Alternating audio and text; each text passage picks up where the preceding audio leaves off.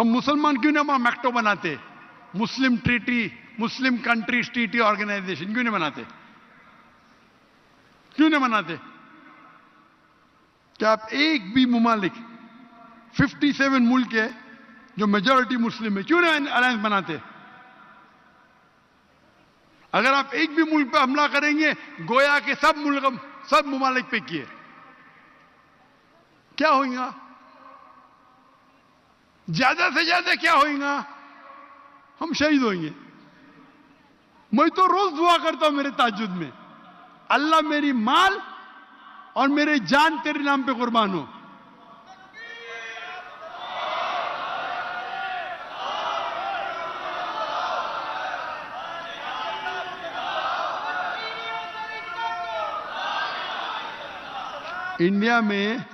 India میں میں ہر رات تہجد میں دعا کرتا تھا، تو 2016 میں مجھے ہجرت کرنے پڑا دعوتی کام کی وجہ سے، انڈیا سے ملیشیا۔ تو اللہ نے میری آدھی دعا سنی، میرے پورے مال کو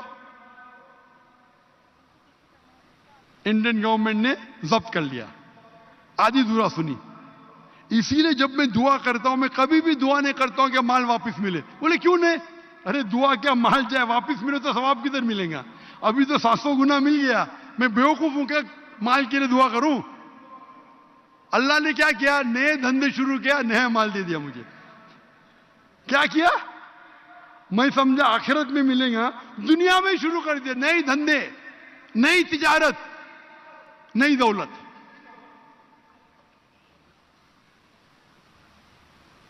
تو اسی لیے جب لوگ نے بولے کہ پاکستان میں بھائی سیکورٹی پرابلم ہے، تو میں بولا میں تو صرف پہ کفن باندھ کے نکلا ہوں۔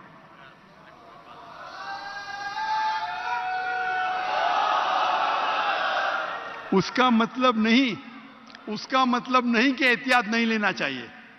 اللہ کے رسول نے کہا اونٹ کو باندھو پھر اللہ پہ توکل کرو، تو اونٹ کو باندھ رہا ہوں۔ ماشاءاللہ آپ کی لاہور کی پولیس سے بہت میں متاثر ہوں، لاہور کی۔ دیکھو ابھی کوئی بھی پیچھے نہیں چل رہا ہے۔